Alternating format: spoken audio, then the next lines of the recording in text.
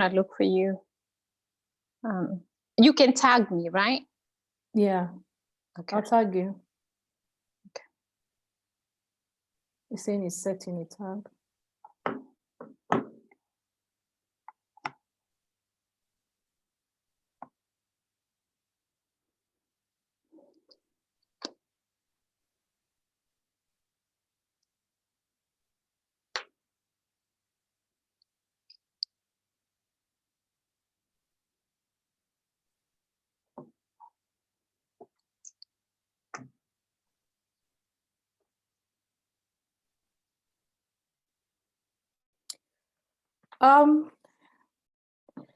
Hello and welcome to another episode of African Women Empowerment Network. We must apologize. We've really had a problem with technology today, but thank you once again for joining us. Today, we're very privileged to have one Monicah Kariuki, all the way from Texas, United States, founder of Domestic Awareness Events. And I am excited for this episode because domestic abuse and violence is, of course, close to my heart. Thank you, Monicah. Thank you very much. Thank you for having me, Catherine. Thank you. I really appreciate your time. I really do appreciate. I'm Catherine Absolutely. Jenga. Monicah is all the way in America, in USA, and I'm live in London, United Kingdom. Tell us where you're joining us from. We appreciate our audience. So, Monicah, tell us who Monicah Kariuki is, for those who don't know you. For having me on your show, and congratulations with everything that you're doing, empowering women. You are doing great, and I'm so proud of you. So again, my name is Monicah Kariuki. I live in Texas, Dallas, Texas. 2 years ago, I started a radio station. It is called Echo FM, and it's a diaspora radio station. And then through the radio station, I felt compelled to do a little bit more on social media. And so I started a social platform. It is called Silent Voices. And so with Silent Voices, I do videos, and the videos are just for me to, bring out the stories that are not talked about. So through that, people would inbox me and tell me, can you talk about this? Can you talk about this? And so there, we had to start a nonprofit organization. It is called Standing in the Gap. And so I am the founder of Standing in the Gap and Echo FM. And so Standing in the Gap is an organization that focuses on creating awareness on domestic violence. Yeah. Okay. So you started an organization called Standing in the Gap. Yeah. What would you say compelled you to start this cause, and why would you say you're passionate about it? Why not another cause? Why domestic abuse and violence? Actually, when I started doing domestic violence, it was out of, people asking me, hey, can you talk about this? Can you talk about this? And I want to share one video that I saw that made me start thinking, I am a mother, and I'm a sister to people, I have siblings, I have relatives, that have been affected by domestic violence. And so there's one video that I saw, and it was from, I think somewhere in the Coast Province. And so this video, it was a woman that was being stabbed or was stabbed by her husband. And so out of the video, I saw that it's a 9-year-old son that took the knife away from his dad to save his mother. And so I have to mention, I'm also a nurse, so I started thinking, I'm like, oh my God, what just happened to that child, And so with that, I started looking at statistics, I'm like, you know what, these statistics are counting all the children that have been abused, but the statistics are now counting a child like that 9-year-old that got to see his mom being abused. But yet we define abuse as, it could be physical, it could be sexual, it could be emotional, it could be, psychological. This 9-year-old child, that was physical and emotional abuse. Just for him to see his mother being abused, that was physical abuse. It was psychological abuse. And so I started thinking, how can we break this cycle?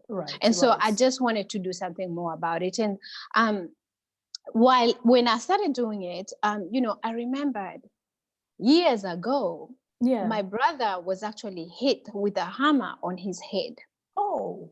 Yes. Oh. But it didn't occur to me at the time that I Right. need to decide. You know, I was just like everybody else. Oh, It's things that happen, yeah, yeah, And I grew yeah. up, I grew up in Rwanda. I always tell people I grew up in Rwanda. It's Okay. a impoverished neighborhood. I mean, Okay. people are not rich there. This is where fights are like the order of the day. Every day Yeah. something happens. Yeah. And so most of the time it used to be my mom that would come up with a little lamp, and people would see my mom and they would go running, they would scatter, Yeah. and so that's when the fight would end. Oh my So gosh. because it's something I've seen, Yeah. a lot, Yeah. not in my family, but growing up. Yeah.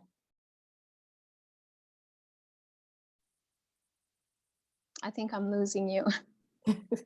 Yeah, Catherine. I think I'm here. I'm back. I don't It's know. frozen on my side. Okay.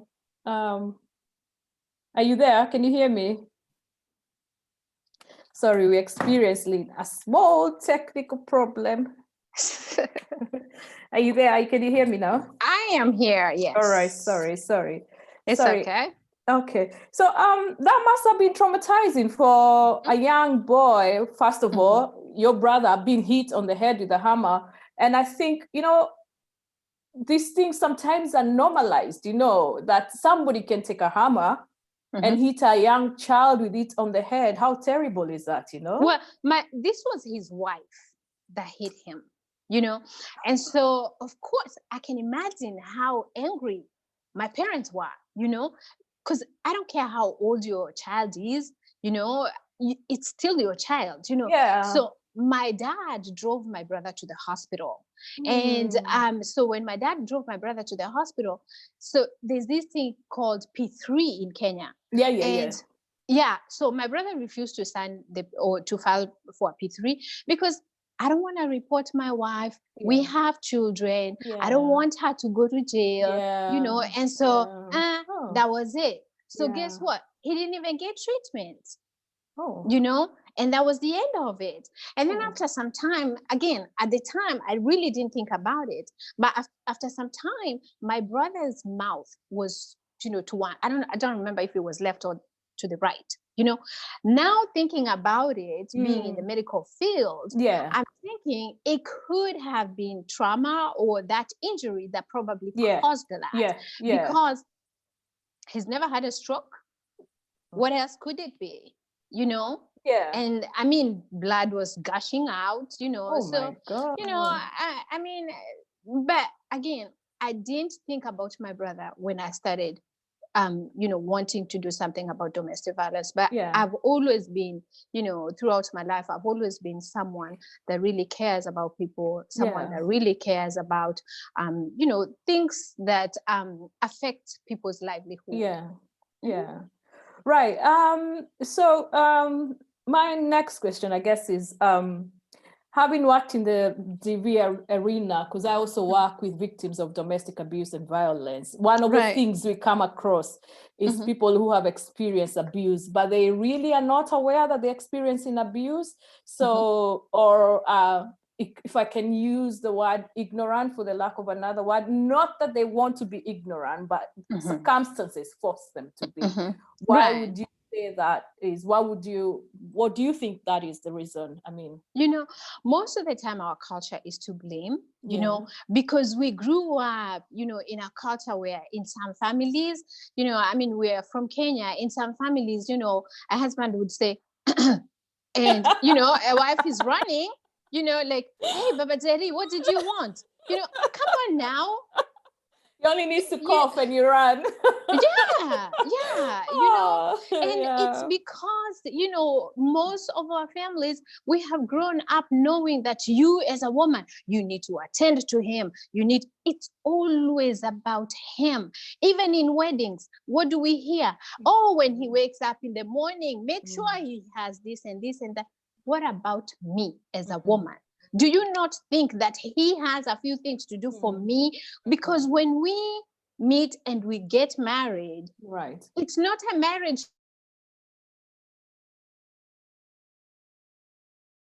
I don't know why my network keeps breaking. Sorry, people. I think I need to move from here. Sorry, guys. But still, this is a partnership.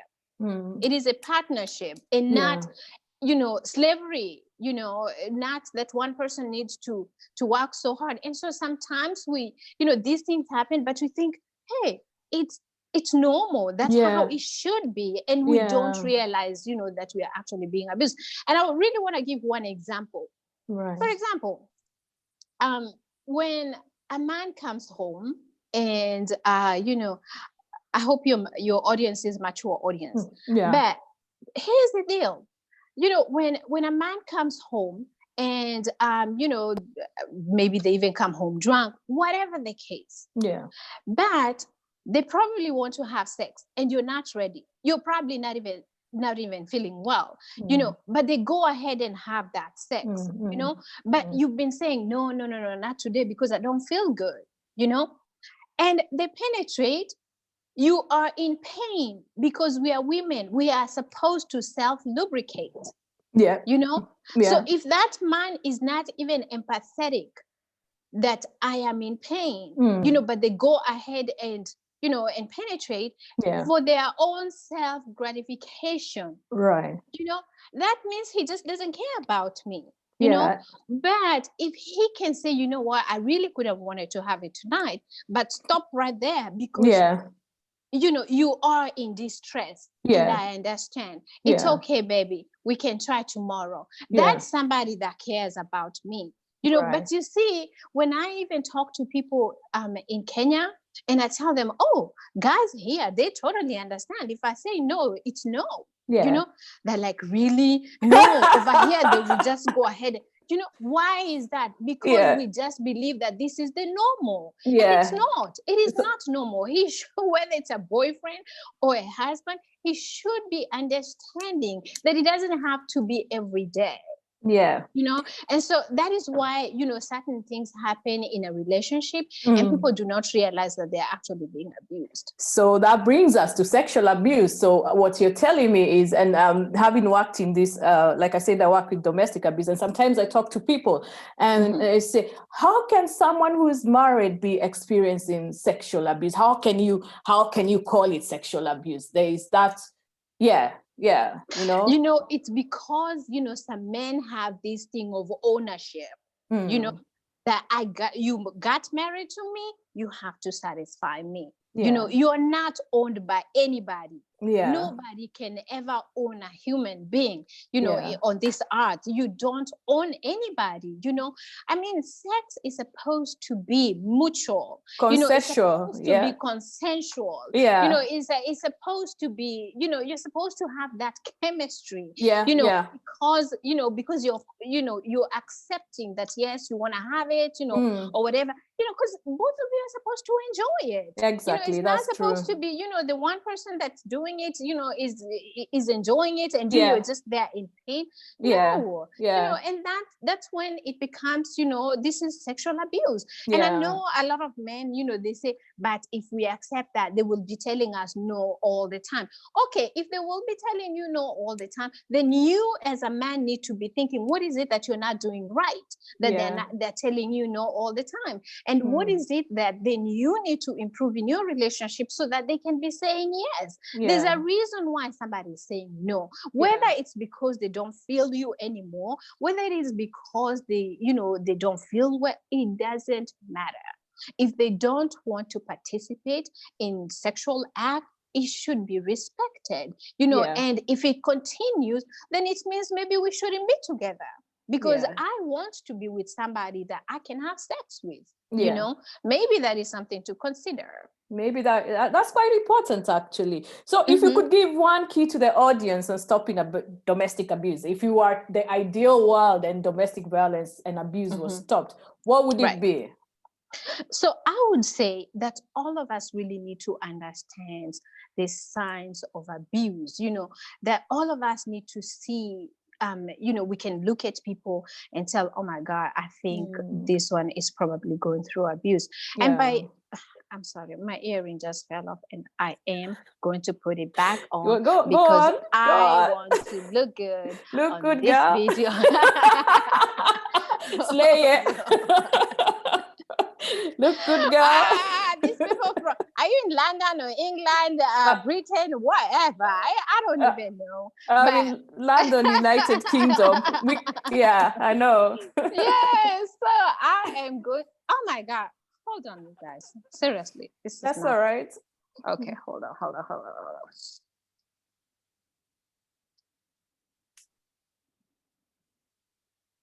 I can't even see. Okay, I got it on. You got it on? Yes, I got it You're on. back. I am So you so were telling sorry. us about, that's all right, how would we stop domestic abuse? How would we eradicate this issue? So I do think that we all need to understand signs of abuse, and that would be if you see someone has a black eye, Yeah, and that's true. they can't even explain why they got the black eye. Yeah. You know, and not just that. You know, sometimes their explanation is just like, you know, they make excuses. Yeah. You know, for whoever gave them the black eye. You know, if you see someone, you know, like, you know, they work, you know, they have a husband, or you know, they have somebody else in their, you know, or they're in a relationship, but they're always broke all the time. Yeah, you know, financial like, where abuse. you just need to question, you know, some of these things, you know, and just try to find out what is going on. You know, if you see somebody that, you know, all the time they're telling me, no, I have to ask for permission, I have to, there's nothing wrong with you telling your significant other where you're going. And there's a difference between you telling your significant other where you're going to be, you know, or you're asking for permission, you know, like you're like, hey, is it okay if I can hang out with the girls tomorrow? Okay, that is not okay. It kind of shows that you're a little bit scared, or you are scared of this person. And that is why you always have to be asking for permission all the time. You know, there's a difference with you notifying them. There's a difference with you kind of letting them know that what you're going to be doing. Okay, when they are going out, do they ever ask you, can I go out? They probably don't, you know, but you have been put in this condition that you always have to be reporting your whereabouts. You always have to be, oh, I'm leaving work right now. And if you're late, you're probably going to be in trouble. Those are signs of abuse, you know. And control as well, you know, yes, control, the lack of not being allowed. If I can say control, that's, I mean, what I've seen with victims of domestic violence or abuse, lots of control. And these people end up believing that it's okay what's going on, you know? It's okay. Lots and lots of control from the other side, you know? Yeah, absolutely.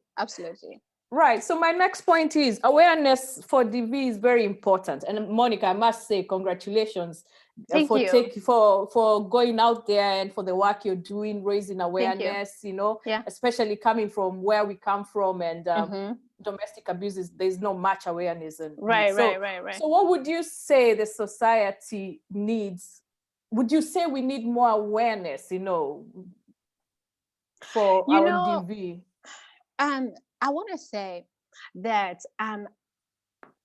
personally, I like to talk about things that are uncomfortable in our community, you know, and you know, so even when I do videos, you know, when I did radio, I like to take on those topics that are so uncomfortable for us to talk about. And I have to say, ever since I started talking about domestic violence, a lot of people are talking about it.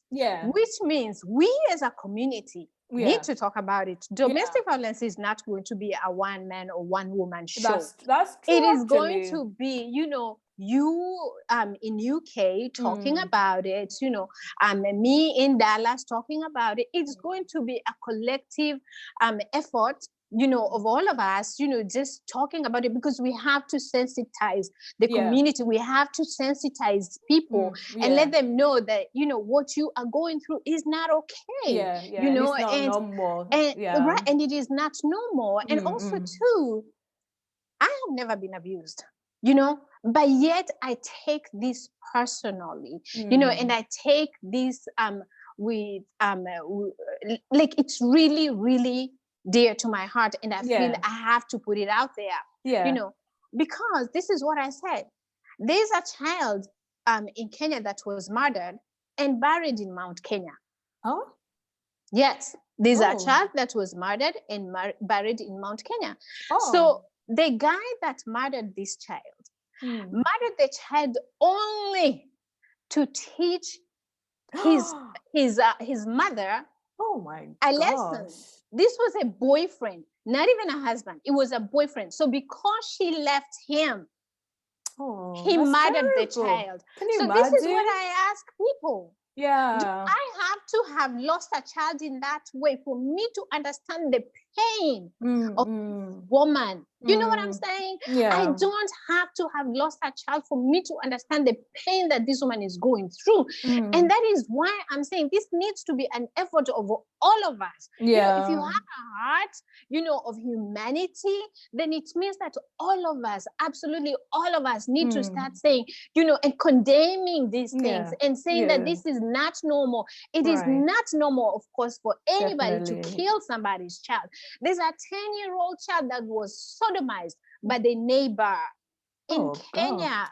And okay, that's a lot about Kenya. But let me tell you, in the US, there's a woman that I've met. She actually wants me to interview her.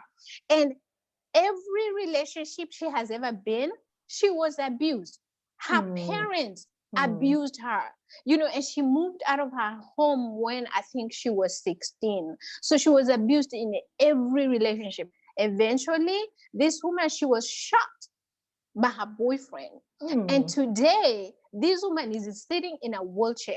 Oh my gosh. She's paralyzed from waist down. And so because she is paralyzed, she has a 15-year-old child. Guess what? It is now the 15-year-old child with her boyfriend that are abusing her. Really? So now the child is abusing mom. Oh. You see? So it does happen, and it doesn't have boundaries. It's not selective. It can happen to anyone. It can happen to anyone. It can happen in Kenya. It can happen in UK. It can happen in America. And so this has made me know that it's not just us that, and when I say us, I mean Kenyans or Africans. It is not just us, sweeping it under the rug. Even in America, they don't want to talk about it. And guess what? Even in churches, it happens. Pastors are abusing their wives. But again, we don't talk about it. But it's going to take you and I to talk about it. So that woman or man that is in a abusive relationship, they can know, you know what? I think it is okay for me to come out and talk about it. I think I can call Catherine and tell Catherine that I'm going through this. Or I think I can call Monicah and tell Monicah that I'm going through this. And she's not going to judge me. No, so that's the more we very talk important. about it, so the more we talk about it, the more society is going to be non-judgmental. Because we will have sensitized our communities that this is happening and it is not okay. The same way, eventually people came to understand and accept that there's diabetes, there's hypertension, so the more we make people aware, the more this is actually going to be, okay, we need to do something about it. Yeah, that's really true, actually. And that part you said about being non-judgmental is very, very, very, very important. Very, very, very, and being empathetic as well. So you talked about it happens to everyone. It can happen to in every society, any community. But what I've noticed in as I work with DV victims DA victims is that our community, if I can say the African, Caribbean, because we have many Caribbeans here, and if I can say ethnic minority, the Asian community, we have services, but there are very few who access the service. I've noticed that. And I'm wondering why you think this is, and is that a case in the USA? Do you have that? Oh, absolutely. Yeah. Absolutely. I've actually helped someone, And I told this person, yes, you can go to the shelter. And she's like, no, I don't want to go to the shelter because I don't want people to find out. You see, because, okay, you are in an abusive relationship and you want to run away from this abusive relationship and you're calling me to help you. And so, yes, I'm giving you the option that I can call the shelter. We can, we can go to the shelter because safety is number one. Exactly. Your safety and your exit plan, you have to have that. But most of them, they don't want to go to the shelter because, number one, you have to remember that even the fact that you're being abused, it comes with being stigmatized, it comes with shame and embarrassment, and like this person could be, I'm a nurse, and you're telling me I'm gonna go to the shelter. Yes, you're gonna go to the shelter because all your nursing salary has been going to him, and right now you have nothing. And so what I've seen in the US, that ladies in America are really, really great. They're awesome. What they have been doing fundraisers, and and they probably can get someone. What I've seen is that they've gotten someone like an apartment, and go to an apartment. But you see, to me, I find that is a band-aid. Okay.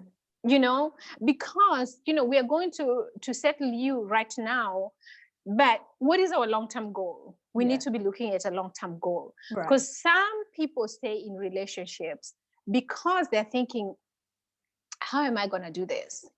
How can I pay bills by myself? I have 3 children, and I want to give an example with someone that had just had a small baby, and now she was in the shelter. So community raised money. She was given money. She went back to the husband. Yeah, she went back to the husband. And then the next thing the same woman is back to, to asking for help because she's being abused again. And so now, because she's being abused again, community again raised money and gave her the money. She still went back to the husband for the second time. And so it's just like, what we are doing here is we're just applying a band-aid for it, which is going to be really temporarily. But if we can start thinking about long-term goals, if we can start thinking about, what, yes, you do need to go to that shelter, because guess what? The shelter is going to make sure that you get counseling, your children get counseling, and that you don't get back in that situation, because they have rules, they have regulations that you have to follow. They have to tell you that this is, you can't tell him where you are. You can't, and so if you go through all that, you will get in that system. As much as you don't like it, you'll get into that system, but at least it will get you out of your abusive relationship, and probably, or most probably, forever, and you won't have to deal with that again. American system usually has a way of even getting you papers. So if you're undocumented in America, you will get a green card because you have been abused, unless our president changes it. But right now, you can get a green card just because you have been abused. Why not use the system? That's true. Why not? And you can do all this. It's all private and confidential. So I mean, so no one in the shelter is going to say what you have. And for me, I know people sometimes say that, Monica, you're just doing events, you need to be helping people. It is because I can't tell you who I've helped. So the families that, or the people that reach out to me, I help them. But I've never gone on Facebook or gone anywhere to say, or even tell my friends that, so and so is also going through abuse. And I don't. What you and I discussed, that is confidential. It's confidential. So people might be thinking that, you're not helping people. I have. I just don't say it because it's not supposed to be that way. Because imagine if you help someone and then their business is out all day in the streets, that's not right, that wouldn't be right, I've lost you, Monica, again. Hello.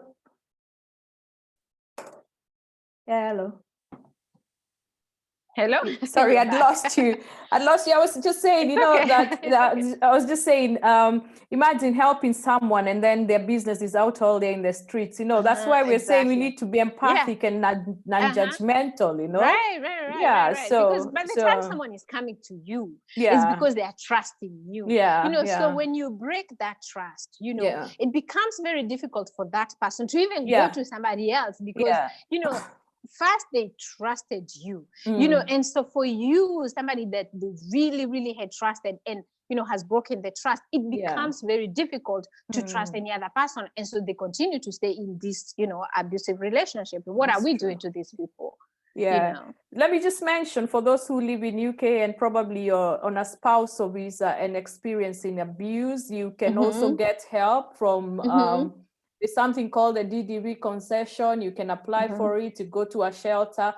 Mm-hmm. Because like you said, some people are worried because of the spousal visa, and Yeah. they stay in Mm-hmm. that. That Mm-hmm. leads me to what my next question was. My Mm-hmm. next question was, we find that people stay in domestic abuse relationships.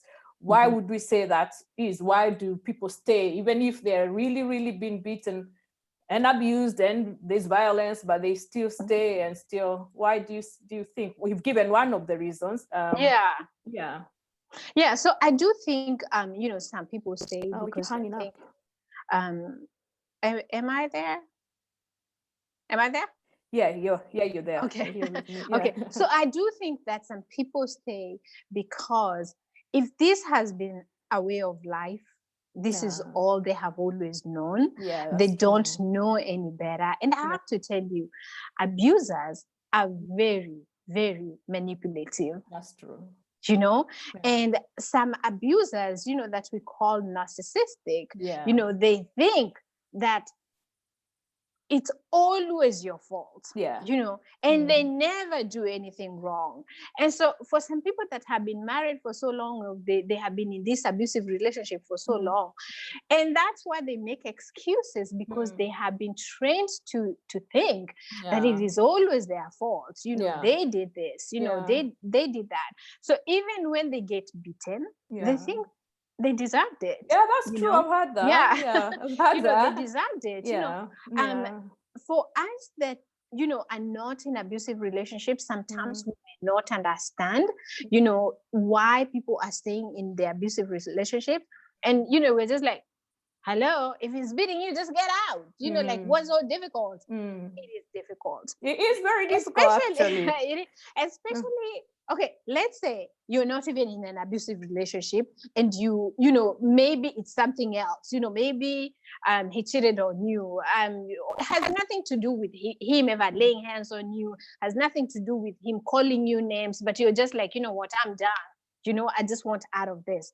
Do you know just that it takes a long time for you to decide that I'm done? Yeah. That Yeah. is you. Now, for this other person that has always been abused, and they think that this is the way of life, and probably they even come from a family that their mom was being abused, Mm. Mm. so they Mm. think that this is normal. Yeah. You tell me how that person is actually going to be even thinking that, okay, I'm done, I have to leave, I Yeah. have to. They don't. They usually think that Yeah. I still have to stick it out, Yeah. you know because they have, as Mm. much as this is an abuser, but they have come to trust him, and they have Ah. come to believe that it is always their fault. It was never Yeah. him, Yeah. like mimi ndo nilimtukana, I insulted him, so yeah, he hit me, he is we are always making Yeah. excuses for Mm. them, and so we continue staying. And then also too, there are those that probably don't have a good job, and they have children, and they're thinking, Mm. how am I going to put food on the table? Yeah. I Yeah. can't. He's always Yeah. been the provider. And so I Mm. have to stick it out for the kids. And, Mm. these women are not thinking that, maybe I can also start investing, or, start getting a little bit money from here and there. And Yeah. so that I can be self-sufficient and Mm. support my children without him, Mm. because most probably they have been sheltered, Yeah. they got married early, and they're not thinking that, but the key to all this is for us to open up, and for us to allow everybody to be able to come out and speak to us, and for them to do that, we have to show them that it is okay for them to talk to us, for them to also trust us, that once they tell us, we are not going to, to expose them, that we will keep it. And that way they will keep trusting us, and they will keep telling us what is going on and find their way out, and empower them. I don't know how we say this word in English. Komoshabia. What does that? How do you say that in English? What's that? What's the word? To embarrass them. Yeah. Tutia komashabia. Right. We don't shabia them, Right. Yeah. Right. Yeah, sorry. we can make that an English word. As We long as you have them. Yes, as long as you have definition, yeah, girl, you can add it. That's true. So let's talk about domestic violence towards children. You talked about that young boy. Can you imagine somebody killing a boy so that they can get revenge on the mom? As hard as it is, it's true. It's the reality of life. So what would you say about that? Like I was saying, statistics, of children, it doesn't count children that saw domestic violence in the home. So when I started this, I had made a video and put out a video, and in my video, I talk about children that grew in the home of domestic violence. Yeah. There's a guy that contacted me, and he told me, I have been so depressed. I have wanted to commit suicide. But thank you for this video, because now I know where my depression has been stemming from. And so it is because we don't realize the trauma of these children, even though they were not physically abused themselves, but any child that gets to see his mother go through this, it is really, really traumatizing. And it can stay with them for so long, especially children that do not get the opportunity to even go through counseling. And you know what? These are the children that eventually end up being abusers themselves, or they end up being abused. That's true. Because girls will grow up knowing that it is okay. That's what happens. Dad used to beat mom all the time. And then our boys, they will be thinking, no, there is no woman that can ever talk to me like that. She can never answer me that, So they will end up being abusers because they think that they always have to silence the woman. Yeah. And so we have to break the cycle. That's true. If as, as women, you are in this abusive relationship, you have to realize what you are doing to your children by staying. Did we freeze up again?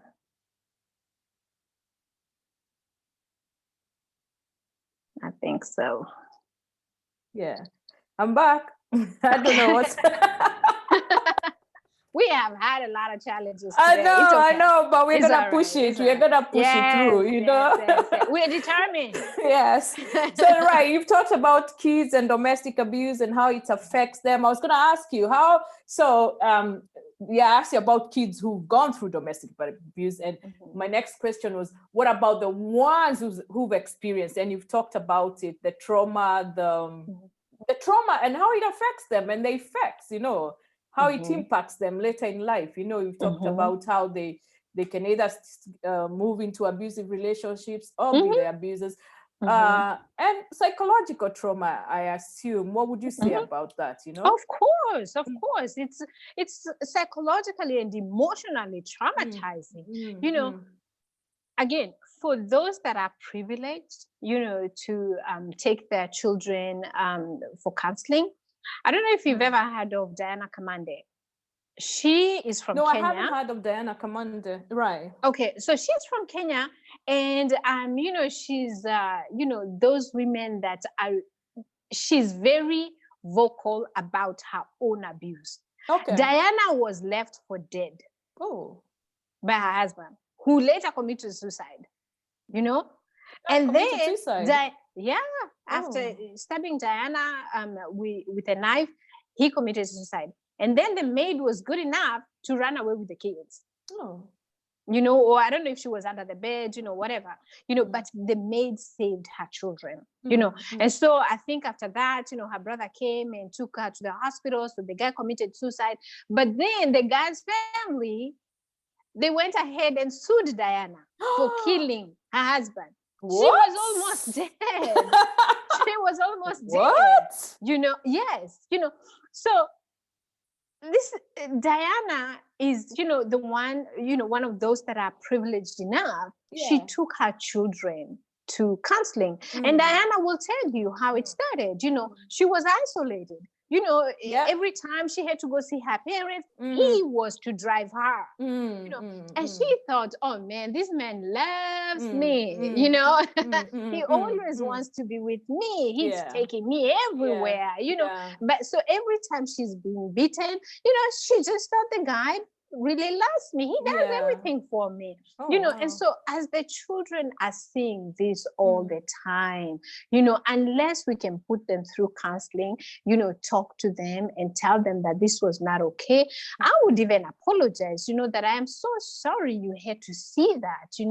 I mean, the thing is, we as parents, even if it means, the little squabbles, between us and the spouses, try to do it away from the kids. Yeah, because it has an effect, because it does, even if it's just that shouting, and that shouting is probably, sometimes it could be not abused necessarily. I'm not saying that every time somebody's shouting, it's abuse. But the thing is, when we have our differences, if we can take it behind closed doors so that they don't get to see that, what we portray to our children is what is going to, really stick out to them when they grow older, But if your son sees how daddy loves mom, when daddy comes home, he gives her a kiss, when daddy comes home, this is what mom does, So I always tell people, make good memories with your children. So when they see you being abused, or when they see you abusing their dad, you're not making good memories with them. And you know what happens? Sometimes even these children, they even start losing respect for their own mothers, because dad doesn't respect him either. Dad calls him names, calls her names. I mean, I know of a couple that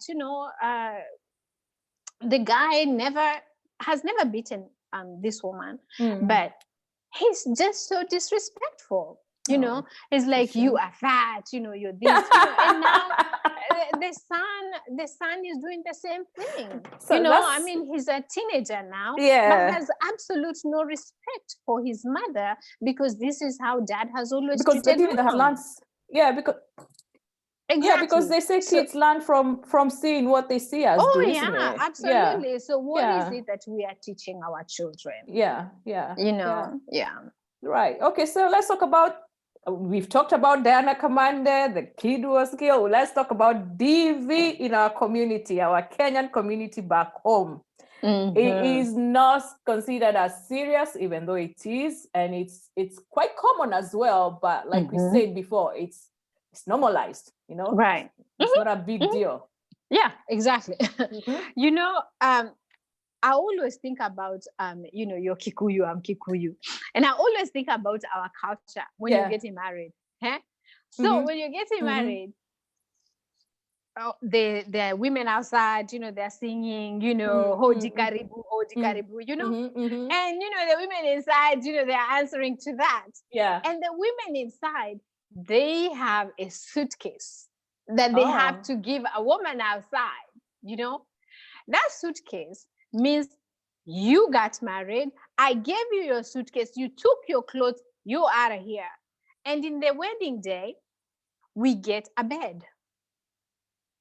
You sit on that bed, and that means that you don't have your clothes here, you took your bed, when you come here, girl, you're a visitor. You're a visitor.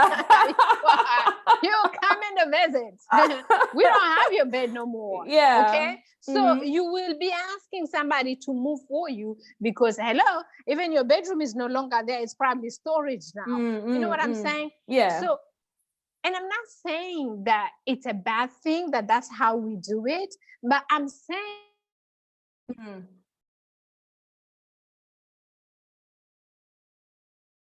know that this is how our culture is and that is what the bed signifies.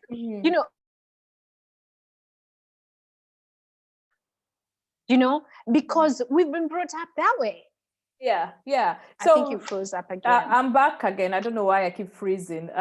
So what we're saying is, so what are you saying is, even though you've gotten married and we've taken you to the guy's home, are we saying let's open? There's a problem. You froze up again. I didn't hear you. I'm back now. Sorry. So what I was asking is, so if you're saying that when someone gets married, especially in the Kikuyu tradition, and you're gone to the in-laws, what do they call them? They call them the Adonis.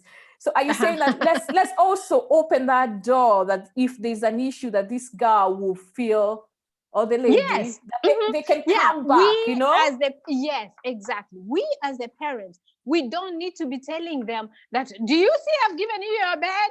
You do not have room here. That rhetoric needs to go, and we need to realize what our culture is doing. I'm not saying that we need to eradicate our culture, but we need to rephrase it because we can see what it's doing. And my dad has always said, if it doesn't benefit us, it needs to go. That's true, my dad is 84, but he is one guy that is not that traditional, because, like, oh, Sidui, give me 10 cows, because my dad is like, you can never sell a child. You can't. You know what I'm saying? You can never sell a child. So what I'm saying is that, yes, we have these traditions. Yes, we have these cultures. But if we have to rephrase them, and not have our children afraid, and I'm talking about back home, not have our children afraid to come back, because I know some people that have come back home and I swear their mothers pack them up and take them back to their husbands. Back to the to their abusive relationship. Yes, exactly. And they're telling their mothers, he beats me. And the mother would be like, "Ata mimi nilichapwa so." We have this attitude of, that's how marriage works. We are doing it all wrong.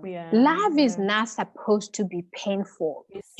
I'm not supposed to be crying, to cry myself to sleep just because I can't go back or because I don't have anybody to go to. We need to make marriages as in you have not been kicked out of this home. You are just it's actually progress that you're getting married, and we're happy for you that you're getting married, for you to go start your family, but not that you can't come back.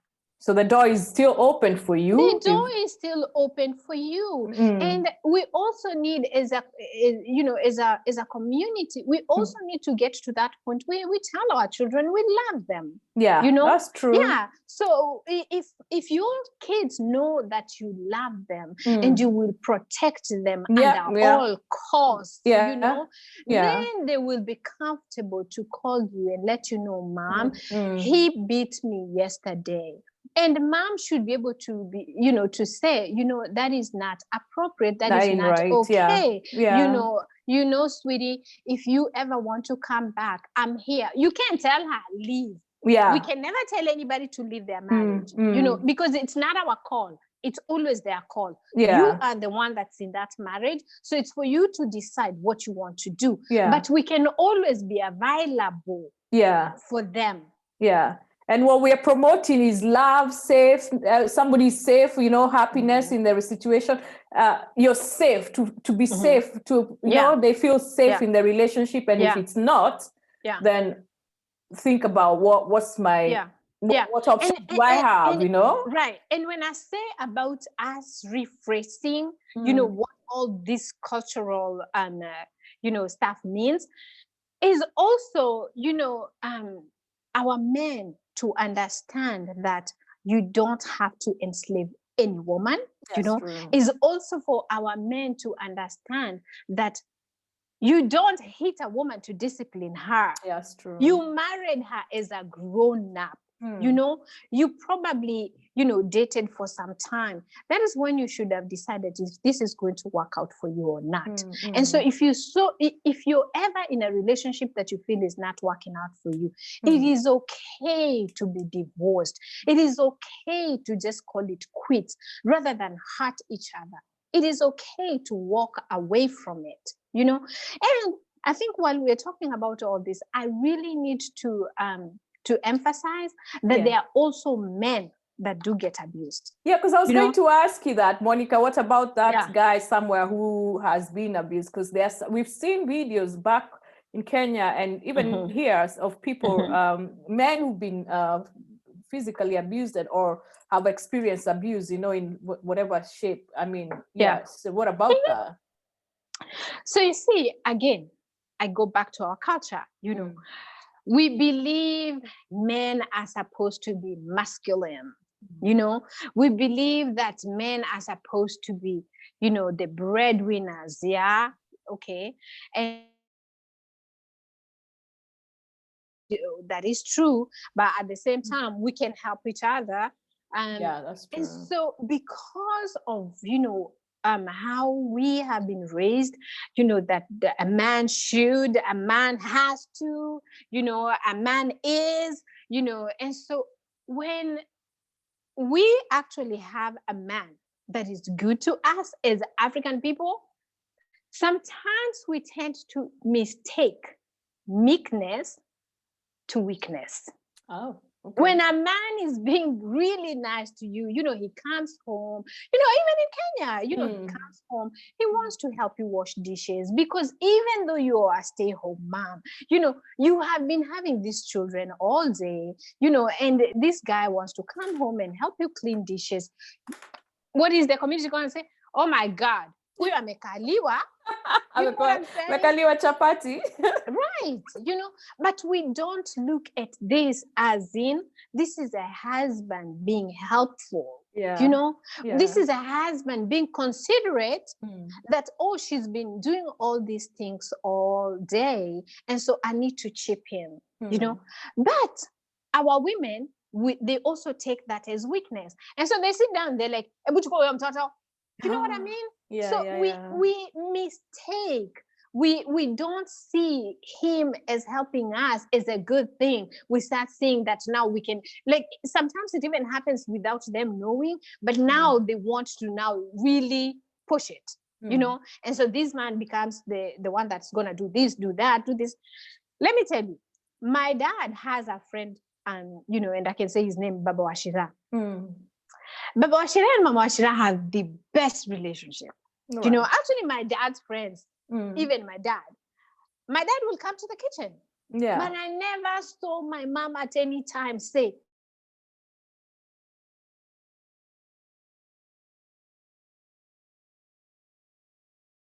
hello. I've lost you, Monica, again. Go to Baba Ashira's house. Okay, am I back? Yeah, you're back now. Yeah, when I go to Baba Ashira's house, Baba Ashira is in his 70s, almost 80. Oh, wow. Yes, every time I go to Kenya, I have to go to Mama Ashira's house. Wow. But so Mama Ashira will serve us, but Baba Ashira will pick up dishes. Oh.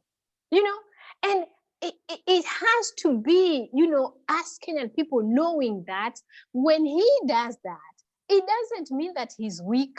No. It just means that he as a man loves you and he's helping out because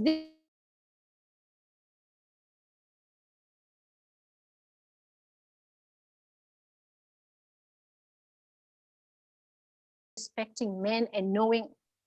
Am I back? If even women can start respecting men and differentiating. Yeah.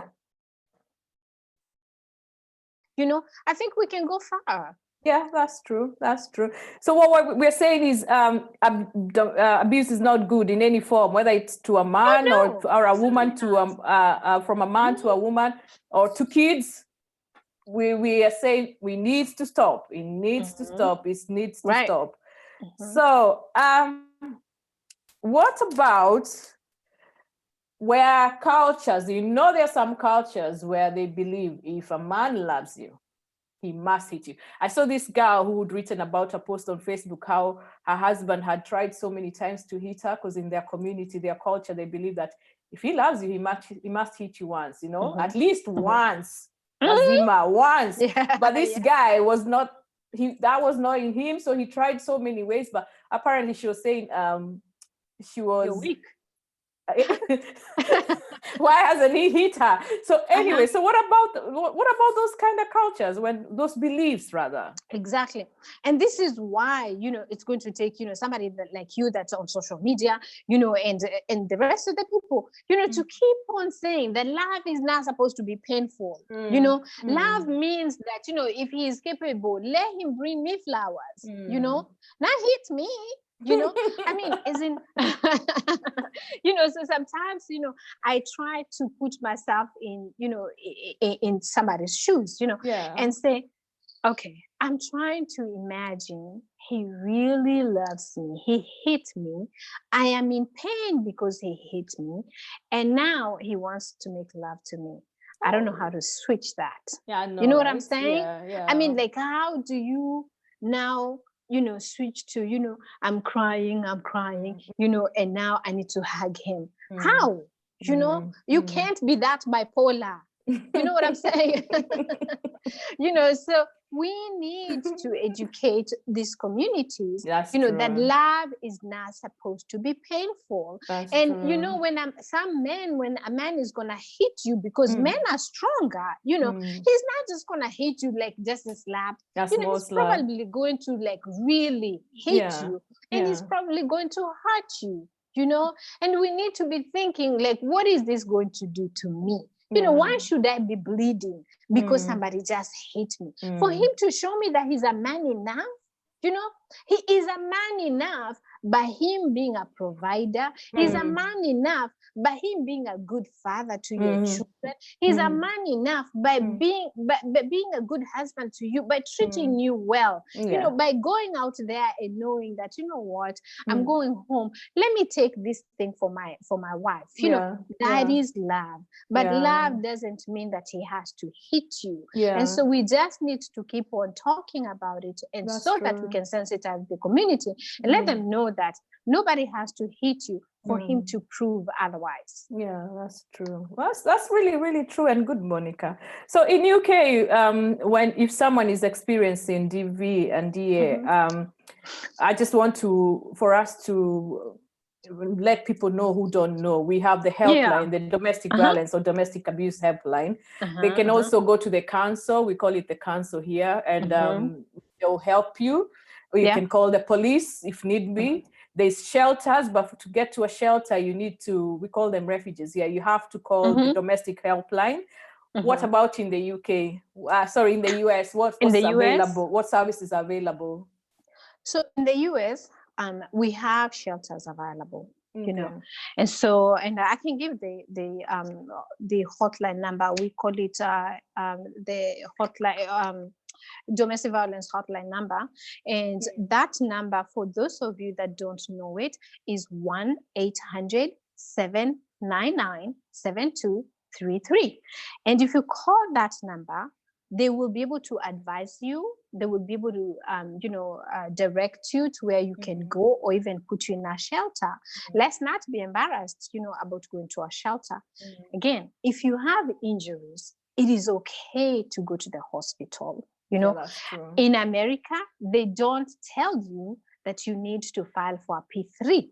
And No. I mean, so you can go to the hospital, and when Mm, you go to the hospital, by the way, these nurses have been trained in the mm, emergency room. They have been mm, trained to they can look at you and they can say, because they will ask you, how did this mm, injury mm. happen? Yeah. I know someone that sent me a message one time and sent me a picture of a Kenyan woman here in America that had been beaten by a boyfriend, and her jaw was broken. Oh, that's serious. You know, and so this person went to the hospital, and so in the hospital they were asking her how it happened, and she was saying she fell.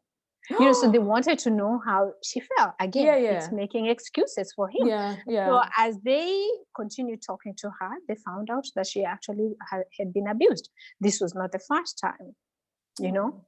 So we don't have to be waiting until it gets to that point. We also need to realize that when he starts by verbally abusing you, it is going to escalate, and it is going to be that now he's hitting you. It's probably going to be a slap at first, and eventually, you know, the more you stay in it, you know, the more he knows that this is okay for him to do, and you can't go anywhere because he's already made you believe that he's the only man that can love you. That's true. And so you stay there, you know, it's going to keep on escalating, and it is going to keep on, you know, getting worse. And you're going to have injuries that will probably now need medical attention. You know, so it is okay to go ahead and call that hotline number and just get help.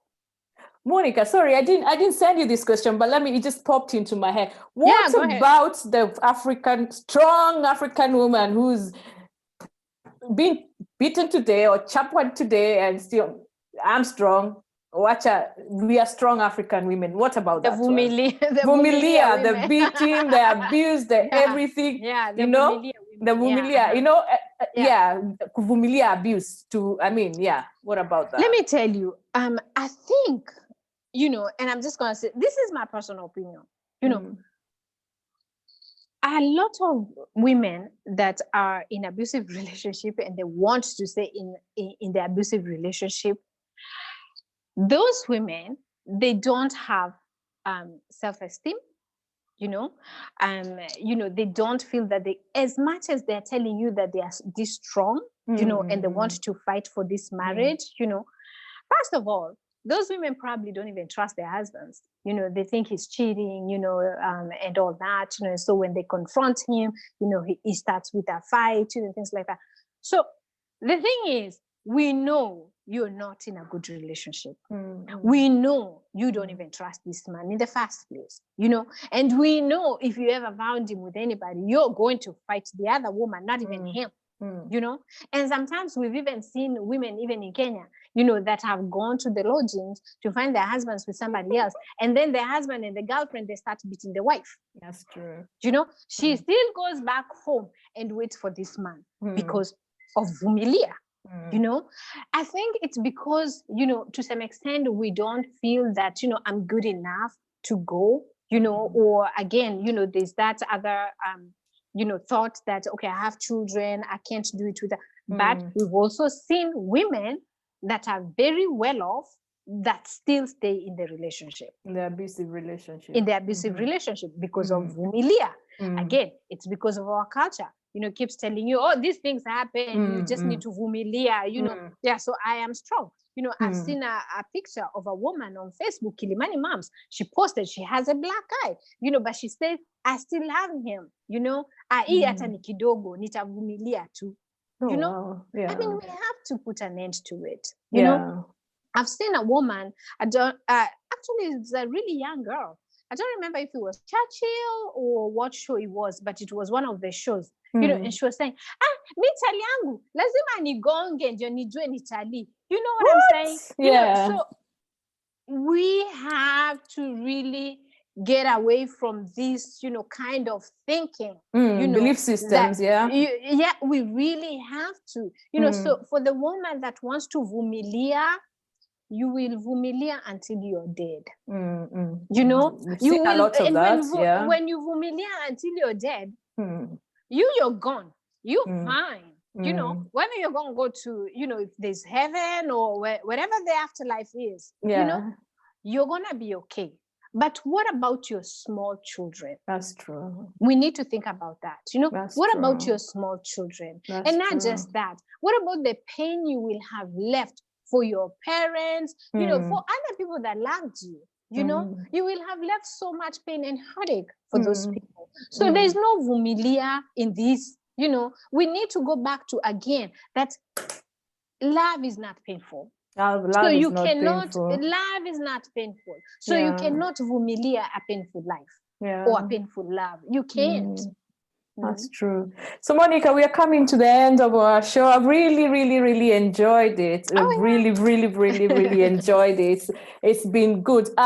So what if we recap, we said to every person, domestic violence, abuse is a no. For let's not normalize it. I know you do events. Can you talk about, I know I didn't send you that question. Can you talk about that a little bit? It's all right. It's all right. So when I wanted to talk about domestic violence, I kind of decided that, and I have to say this, I just wanted to talk about domestic violence, create awareness by talking about it, and so, when people say, you shouldn't just be having events, you should be helping people, which, yes, I do help people, I just don't tell you, but also too, it's not what I anticipated. It is not what I had set out to do. I just wanted to have awareness on social media, on radio, and all that. That's all I thought I was going to do. But again, my friend Millicent usually reminds me that when God gives you a mission, he does not consult anyone. Yeah, it's his business and he's alone. It is his business and he's alone. So I find myself, in a situation now that I actually have to do much more than just talking. So my initial approach was to having the videos, about people that have gone through domestic violence. What did they do? How did they come out of it? And all that. And so I started saying, let me have an event to where I can call religious leaders, politicians, experts, so that they can tell us about domestic violence, or so we can have all these discussions, and maybe somebody from somewhere can learn something. And so the first year, what I did, I was all over the place. I had different topics, all that. And so someone told me, I think you just need to take one topic and discuss that extensively. So last year, our topic was culture and how culture affects domestic violence. It was great. It was really, really great. We did the event really last minute. It was 2 months too, and it was wonderful. And so this year we are, oh my God, I am so excited about this year. I am so excited about everything that has come out of it. That's really good. Hello, Monicah. You cannot go away when you're talking about your excitement. I need you back. I need you back. I need you back.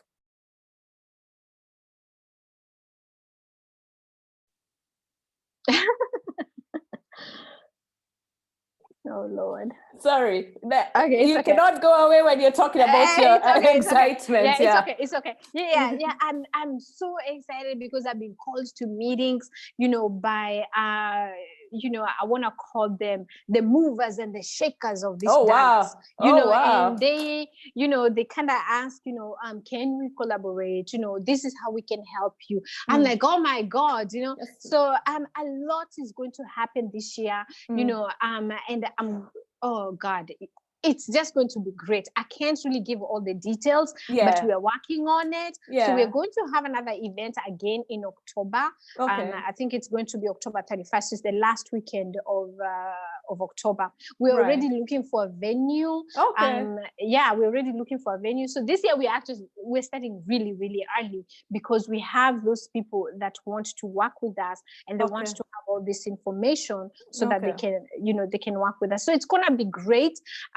And last year, someone asked me if I have systems of how to help people. So what I have decided is that October is going to be my beginning and the end of the year. So in October, I should have news to tell you everything that I have done this year and where I'm going next year. So in October, I can reveal all that. I can't tell you, who I will have helped, but at least I can mention how many families I helped. That's really good. So it's progress. It's progress. So I've come to where, from, just wanting to talk about it to now actually having action plans. That's really good. Well done. I must commend you. We'll invite you back in October for you to, as you're doing your reveal somewhere, you'll also do a reveal here. Yeah, absolutely. Right. So finally, how would you like your audience to get in touch with you? How can they get in touch with you? So I'm really like, I'm old. I am old. So some of these things I have to be helped by my son, Right. Oh Lord. Yeah. I used to help my mom, and now I'm being I helped. know. Life does that to you. I But know. anyway, I do have a Twitter account, and I really do not use it that much, but because I don't even know how to. But anyway, I do have a Twitter account, and I'm Monicah Kariuki on Twitter, and I'm also Monicah Kariuki too on Instagram. I'm also Monicah Kariuki on Facebook. And if anybody, whatever you are, you ever need, to talk, you ever need my assistance, please feel free to reach out to me on those platforms. And I also should mention, I do have a YouTube channel, and it's called Silent Voices with Monicah. And if people can go to our YouTube channel and subscribe with us, so that every time we upload a video, they can be notified that we've uploaded a new video. So we are hoping to cover extensively topics this year, that all are geared towards the event in October. So the most that I can say right now is that everything that we are doing, we're looking for experts in everything. So right now we are actually waiting on our psychologist to tell us when he will be available. We have religious leaders that are available and they're ready to go. So we are going to be having those topics as we go, as we get ready for October. And so I will always, of course, I'll let you know when we do that. So, but I have to mention that mental illness is our topic for this year.